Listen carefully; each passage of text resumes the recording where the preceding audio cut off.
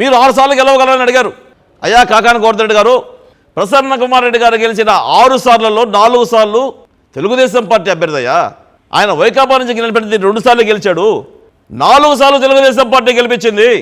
రాజశేఖర రెడ్డి గారు ముఖ్యమంత్రి 2009లో గెలవంగానే ఇంకొసిర ఆరకముందే 13 రోజులకే రాజశేఖర రెడ్డి గారి ఆకర్షణ పథకానికి లోనై తెలుగుదేశం పార్టీ కార్యకర్తలను నట్టేట ముంచి వచ్చి జగన్మోహన్ రెడ్డి గారు ఆ రోజున్న కాంగ్రెస్ పార్టీలో రాజశేఖర రెడ్డి గారు పంచన చేరిన వ్యక్తి ప్రసన్న కుమార్ రెడ్డి గారు కాదా?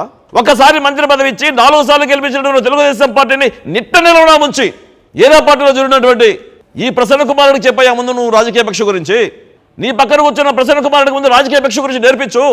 విలువల గురించి, నైతికత గురించి మాట్లాడే ముందు, ఆవేశాల గురించి మాట్లాడే ముందు, పాపం ఆవేశాలు ఉండకూడదు, రాజకీయాల్లో సద్విమర్శలు ఉండాలి, అందరూ ఆలోచించుకొని పోవాలని మాట్లాడినటువంటి కాకాని గోవర్ధన్ రెడ్డి గారు ఈ పెద్ద మనిషికి కోవూరు నియోజకవర్గంలో మాట్లాడుతున్న పెద్ద మనిషి అయా నిద్ర మంచం లేచి సోమిరెడ్డి గారి మీద మీరు కక్కుతున్న అక్కసు, ఆవేశం, భాష, వ్యవహారాల మీద అవన్నీ తగ్గించుకొని మాట్లాడమని చెప్పని ఈ నల్లబెడ్డ ప్రసన్న కుమార్ గారు కాకాని గోవర్ధన్ రెడ్డి గారికి ఎందుకు చెప్పరో తెలియదు.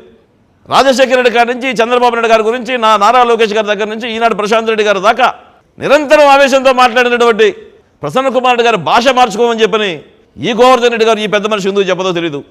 ఒక సామెత ఉంది, దొందే అని. ఎవరు వెనక నలుపోలో తెలియదంట. చాలా మాటలు మాట్లాడతారు. ఈరోజు మేము చెప్తా ఉన్నాం, ప్రసన్న కుమార్ రెడ్డి గారికి కోవూరు నియోజకవర్గ అభివృద్ధి కార్యక్రమాల గురించి మాట్లాడారు. ఆయన 2 సంవత్సరాల పాలనలో వేమిరెడ్డి ప్రశాంత్ రెడ్డి గారి ఆధ్వర్యంలో వేమిరెడ్డి ప్రభాకర్ రెడ్డి గారు ఎంపీగా కోవూరు నియోజకవర్గంలో 2 సంవత్సరాల్లో ఎక్కడెక్కడ ఏ అభివృద్ధి కార్యక్రమాలు చేశామో వాటి యొక్క అగ్రిమెంట్స్ ఏంటి, కాంట్రాక్ట్స్ ఏంటి, ఏం బిల్లులు వచ్చాయో శ్వేతపత్రంతో చర్చకు మేము సిద్ధంగా ఉన్నాం. నిజంగా మీకు దమ్ము ధైర్యం ఉంటే గడిచిన 5 సంవత్సరాల పాలనలో వైకాపా నాయకులు FDR పనులు ఏం చేశారు, ఇరిగేషన్ పనులు ఏం చేశారు, ఏ కార్యక్రమాలకు ఎంతెంత నిధులు సేకరించారు, ఎవరు అగ్రిమెంట్లు చేసుకున్నారు, ఎన్ని బిల్లులు తీసుకున్నారు, NRGSలు ఏం చేశారు, ఈ బిల్లులతో చర్చకు మీరు సిద్ధమని అడుగుతా ఉన్నాం. మీరు సిద్ధమైతే మేము సిద్ధంగా ఉన్నాం. నారాయణ మాతృసేవా పథకం అమ్మతనానికి కమ్మనైన పథకం. సుమారు 1500 విలువగల నారాయణ బేబీ హెల్త్ కిట్ ఉచితం. అవుట్ పేషెంట్స్ కు ప్రతి నెల డాక్టర్ ఫీజు ఉచితం. అల్ట్రాసౌండ్ స్కానింగ్ ఉచితం. గర్భిణీ స్త్రీలు కాన్పు కోసం కానీ ఇతర అవసరమై హాస్పిటల్లో చేరినప్పుడు బెడ్ ఛార్జీలు ఉచితం. ప్రాథమిక వైద్య పరీక్షలు ఉచితం. మందులు ఉచితం. బ్లడ్ బ్యాంక్ నందు అవసరమైన వారికి రక్తం ఉచితం.